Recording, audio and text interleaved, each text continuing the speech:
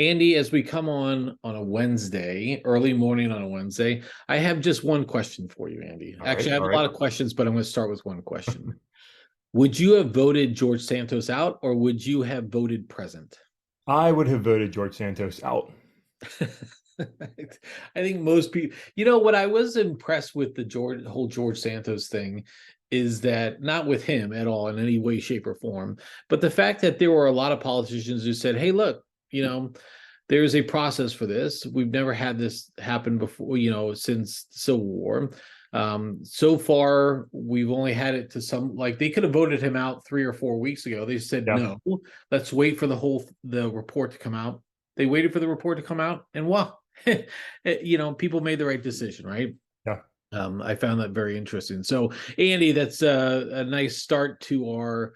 I think we might dub this like Politics Wednesday or Wednesday, the political thing. As we go to 3 days a week, we're going to try to theme up some of these days. And I think Wednesday seems like a good politics day. What do you think about that? I like it. It's kind of middle of the week, and you've got time to digest some of the stuff over the weekend, see what the new week has brought in the terms of insanity, and it's a good midway point to sort of sit there and talk about some of the disastrous things we see around us. So I like it. I like it. Okay, so this is what we'll do, Andy. So as we go into, there's a lot of political news out there this week. A lot of things are starting to come into focus. We're really close, under 6 weeks to Iowa, and I think that's going to be a really big start for a lot of different reasons. But I do want to say, like, I was listening to this podcast the other day, and James Carville was on, and I found his perspective. Obviously he came to critical, acclaim during the Clinton administration, and especially because he was widely credited for helping Clinton get elected with the campaign around all that. And he just brought up a lot of really good points that I think everybody knows, but yet the leadership within both parties just refuse to accept it and go that way. For example, everyone knows Joe Biden is old and too old. Everyone knows, everyone feels there's a lot of good, Democratic candidates behind him, but yet they're not going to make that decision. In fact, if they would have made that decision, it would have been done already.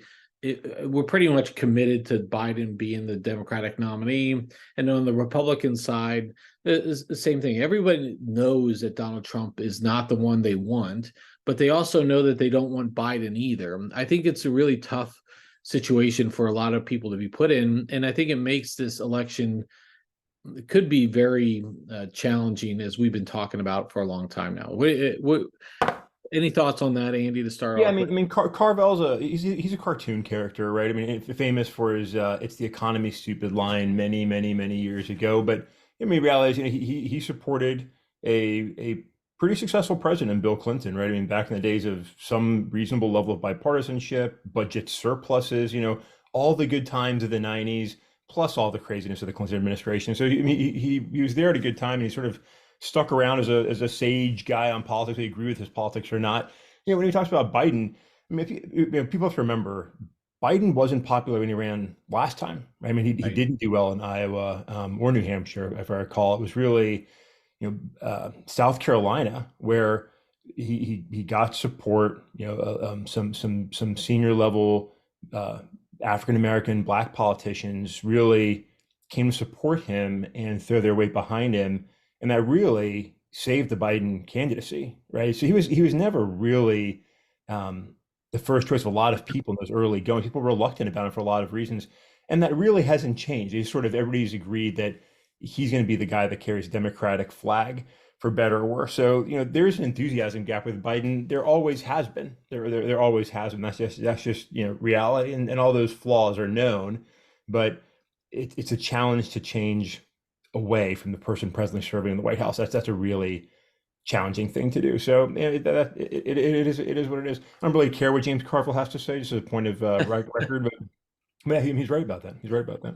I will always remember the line from Old School, or the scene from Old School, in which Will Ferrell is up there debating against James Carville, and Will Ferrell blacks out and rants off on some great thing. It's so very funny, but high comedy for sure. Okay, Andy, we do have a Republican debate Wednesday night, and so we'll be publishing this podcast before then. Only four candidates this time, Andy. It was announced on Monday that by News Nation, the broadcaster for this debate, it'll also be on the CW network. Both are co-owned by the same parent company. But Florida Governor Ron DeSantis, former South Carolina Governor Nikki Haley, entrepreneur Vivek Ramaswamy. I know I'll say that wrong. I'm just going to refer to him as VR because he lives in a virtual reality world. So I'll refer to him as that. And then former New Jersey Governor Chris Christie, they'll face off in Alabama on Wednesday night. In order to qualify, there were some pretty stringent standards. They had to have at least 80,000 unique donors, unique being you couldn't have multiple people. Dave Pounder register under 3 different email addresses, for example. You had to have at least 220 states or territories. Had to also register at 6% in 2 qualifying national polls, or in 1 national poll and 2 polls from separate early voting states, Iowa, New Hampshire, South Carolina, and Nevada. Okay, you get the idea, Andy. It had to be there were some standards for this. Yeah. Obviously, some people are rifled at it. I think 4 is the right number, Andy. I think these are the 4 that have kind of separated themselves. I think VR is really leaning out. Chris Christie's there for a lot of hard hitting. I think he's there to take, criticize Trump, but at the same time, we've been talking to Nikki Haley. Ron DeSantis seems like he's getting a little bit of momentum recently. He had the debate with Gavin Newsom this last week. What do you think about all that happening, Andy, for the debate?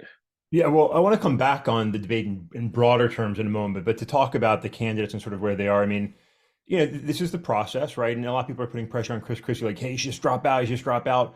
As long as he meets the requirements, like he doesn't need to drop out, right? That's the whole process. If he can't make the requirements for a debate, then he's done.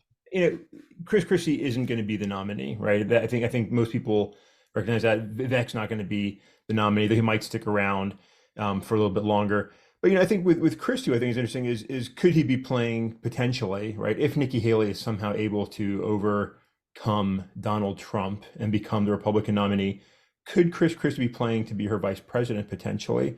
He's a bulldog. He has no love lost for Donald Trump and that whole wing of the Republican Party. He's very outspoken. She's from a southern state. He's from a northern state. There could be some appeal to that potentially. And he's governed a Democratic state, right, in New Jersey. So he could have some different thoughts on what he's doing here.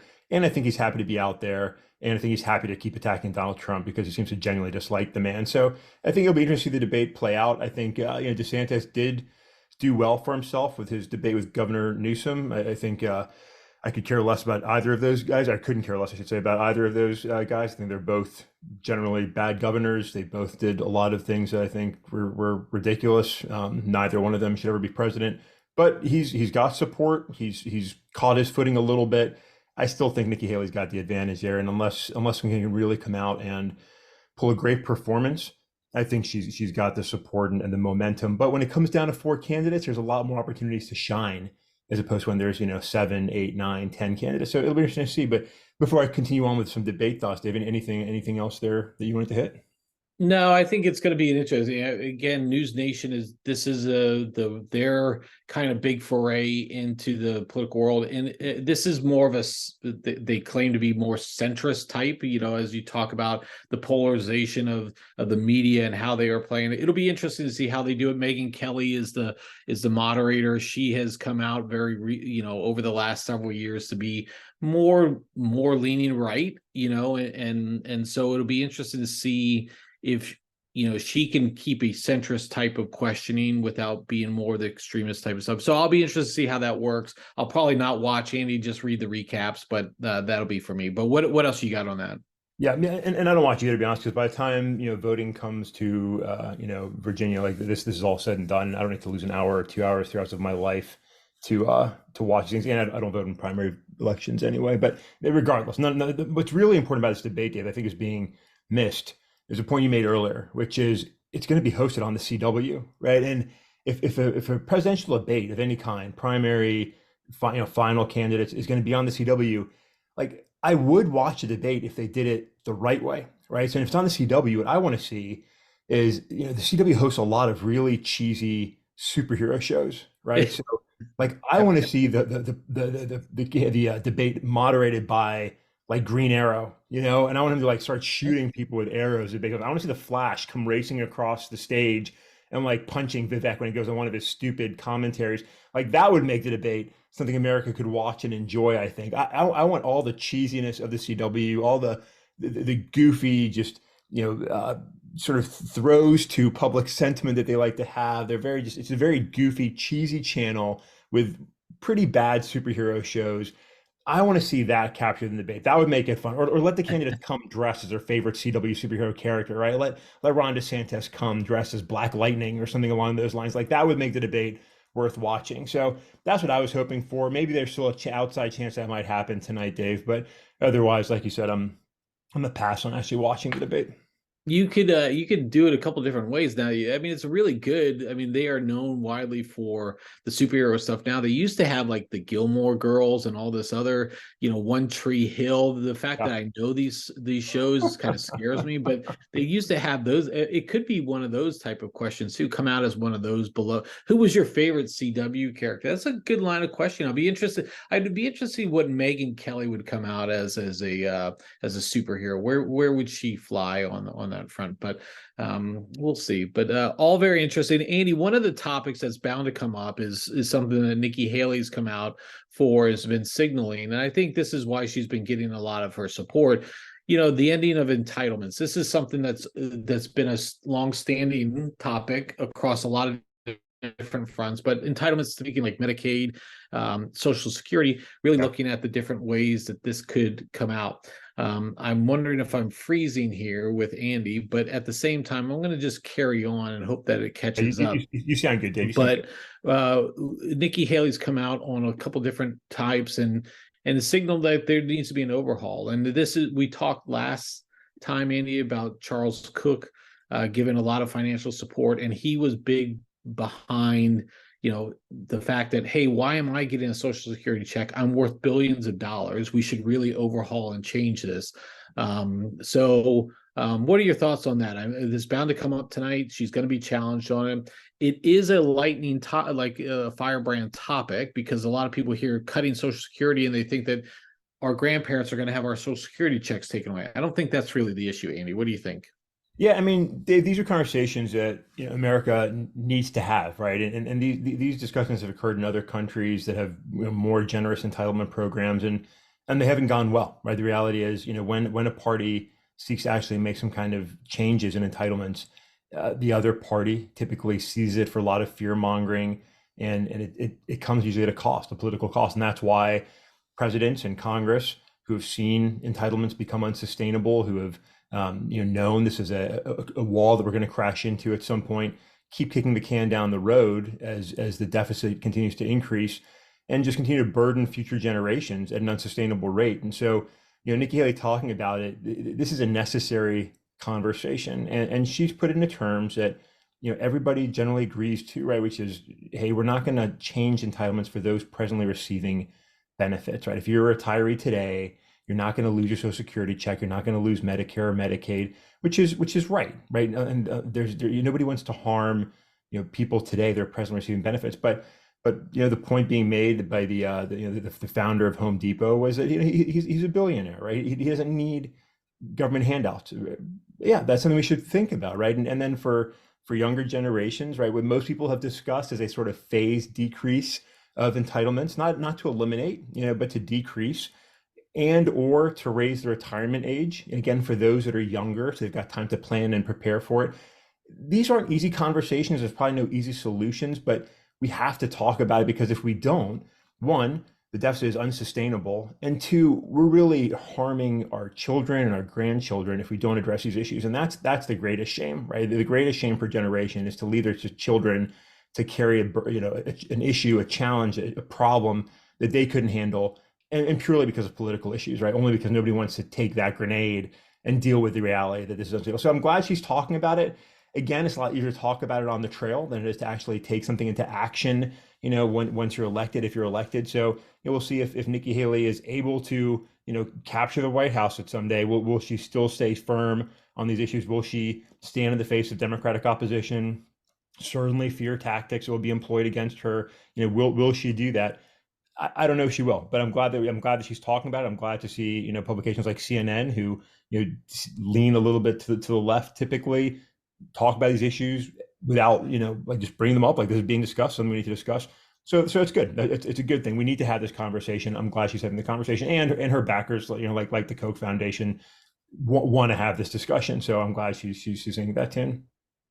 Yeah, I think you bring up to follow up on one of your points earlier is in France this last year they changed the retirement age or the pension age there. That led to mass countrywide protests and demonstrations and a lot of challenges on that front.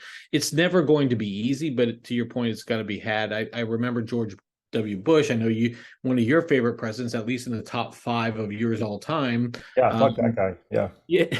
So he wanted that was going to be a big element of his second term, and then it got derailed on a lot of fronts with Katrina and some of the other policies that he was involved in. So there's been effort to want to do this. I do think we need to look at it and challenge ourselves for it. So we'll see how that goes. Andy, last topic on the political front.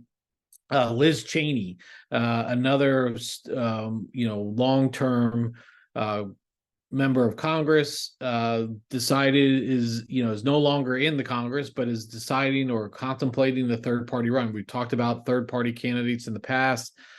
I'm not so sure. Like, she's long been a challenger of Donald Trump.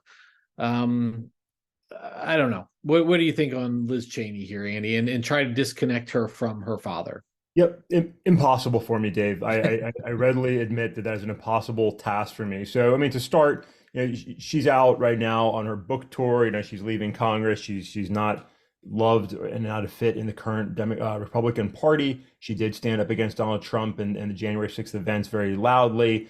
But she's out right now touring her book. Oath and Honor is doing very well. It's I think top of the Amazon charts. I think actually sold out on Amazon right now. I think you can't purchase it there right now. Not that I'm making that purchase, to be honest with you. So talking third party, people have brought her name up as a centrist. She's not. I mean, she's a traditional Republican, which is fine, but she's not a centrist really. But she's not a Trump Republican either. And so people have brought her name up, sort of similar conversations as Joe Manchin. Larry Hogan and others that could potentially be in today's political situation somewhat appealing to both left and right leaners. That being said, Dave, and I feel bad because this is no issue with Liz Cheney, but you said it. For me personally, you mentioned George W. Bush, a guy I truly loathe, and I cannot separate Liz Cheney from her father, Big Dick Cheney. Who goes in the same bucket of fuck that guy as George W. Bush for me. Dick Cheney, for those that aren't familiar, for possibly was the vice president of George W. Bush, was a pretty chief architect of our operations in Iraq and other. He was the federal government led at that time. You mentioned Katrina, Dave, an actually miserable federal response to Katrina.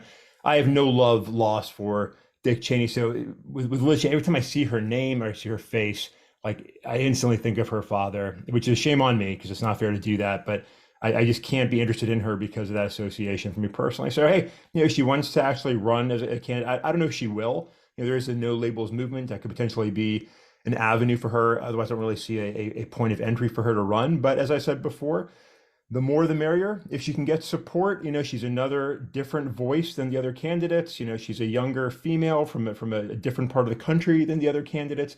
I think it's good to have a loud debate and let the best candidate sort of sift up to the top. So it would be great to see some other voices. I'd be happy to see her run if there's a way that she can do that in that sense. But personally, a Cheney in the White House, is somewhere next to slamming my own head with a hammer on my list of things I want to do. But that's neither here nor there. Oh, Andy, I just know that when I have to flag the explicit flag on our podcast, it's usually because we bring up George W. Bush or something to that effect, Andy. So it's always good. We've got the Dick Cheney reference today, so that's good. Andy, any other thoughts on politics I want to move to, or we'll move somewhere else for this part? Dave, I think we've got that ground covered. Let me prepare us here, and let's go forward. Let's go forward. Let's do it. Very good, Andy. The seamless transition. I love it. Andy, we'll wrap up this podcast and maybe we'll dub these. Monday was Men Monday, and Wednesday is probably going to be maybe Waste Wednesday. Oh, If you'll recall, and many of our loyal listeners who were on with us from the very beginning, waste is wild ass statements, theories, or exaggerations. I'm a big, I've talked a bunch about a lot of different conspiracy theories that have been promulgating across that. We talked Monday about Taylor Swift and her satanic leadership, and I know right. she's out there right now Cult leader. devil worshiping somewhere, and probably trafficking young children too, probably doing that. Really? But Yeah. but Andy, something happened in your neck of the woods this last week that was quite interesting and led to a lot more wild ass speculation, which was the house explosion in Arlington, Yeah. Virginia. Just all of a sudden it starts coming up on social media. You see this, somebody had videoed this house explosion. An individual was dead. The homeowner or the resident of the home is dead. Apparently he was shooting off flares in his neighborhood, and that's probably not a good thing you want to do. So the police were called to the scene, and next thing you know, the explosion happened. Of course, some of it is jokingly aside. Hey, was Hunter Biden's laptop in there? Was Hillary Clinton's emails involved Yeah. there? Was the missing piece of Q's legacy in there? A lot of these things coming across, but while a lot of them were, you can pick out the parodies, and you can pick out there were a lot of people who were, speculating what this individual did to all of a sudden blow up his house, and who actually blew up the house. Was it him or somebody else? This guy had been known to promote wild ass statements on his personal accounts Yeah. a lot of different ways. A lot of it was gibberish. You can hardly make some of it out, but I found that amusing this week. So I think we got Taylor Swift on Monday, this guy on Wednesday. Who knows what's going to happen on Friday? Andy, did you any thoughts on this house explosion conspiracy? No, at the end of the day, it looks like this was a unwell individual, right? Yep. He had a lot of sort of racist remarks. He was angry with his neighbors.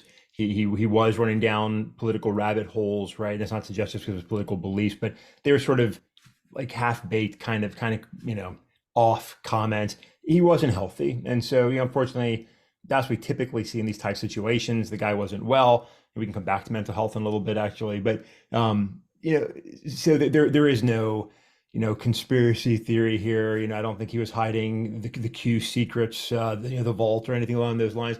He probably was a believer, right? To be honest with you, he probably was a Q enthusiast, I would guess. But when these things happen, of course, all the wild ass theories, come up, right? Did the government purposely take him out because he knew something, had something? We hear that nonsense all the time, and so I think just like we talked about on our last pod day with Taylor, I think for those that want to believe something crazy about this, there's going to be enough chatter to substantiate some of your beliefs, right? You can go to your favorite messaging board or whatever it is and find stuff that'll substantiate your questions. I'd be more along the lines of, if you're hearing somebody go down that path, to maybe try and give them a minute of pause and reflection that maybe that's not the right answer, but it's unfortunate that this happened. A couple people were injured, pretty significant. It looked like a movie explosion. So it's unfortunate these kinds of things, and at the end of the day, the guy did lose his life, and of course that's not a good thing. So unfortunate, but yeah, I think I don't think this was a big government takedown of a nefarious threat actor, Dave. I think it was just an unhealthy guy doing the wrong thing, resulting in tragedy. Andy, what you don't know about me is if behind the blurry image here that I blocked out because I don't want the seekers to find me out, is I have my weave of lies, Andy. And I refuse. The government conspiracies abound, Andy. And look, I'll just say, for those who have ever worked in the government, if you think that the government is capable of carrying out such conspiracies, I got nothing for you. We're not capable of paving roads some days, and yet massive worldwide pedophile schemes. Look, I got nothing for you. So, Andy, I'm going to continue to bring these type of things to Waste Wednesday. Okay, I I'm just like going to. it. Dave, I like Waste Wednesday. You mentioned, I was looking, we were jokingly calling, Monday Men's Monday. Dave, we both were in the Army, and I always loved the NCO, right? And I had multiple over my time in the military that would refer to, I was in all male units as an artillery guy, and they would stand in front of the formation and use the term men's. MENS as the plural of men, and I don't know why I always loved it, right? Yeah.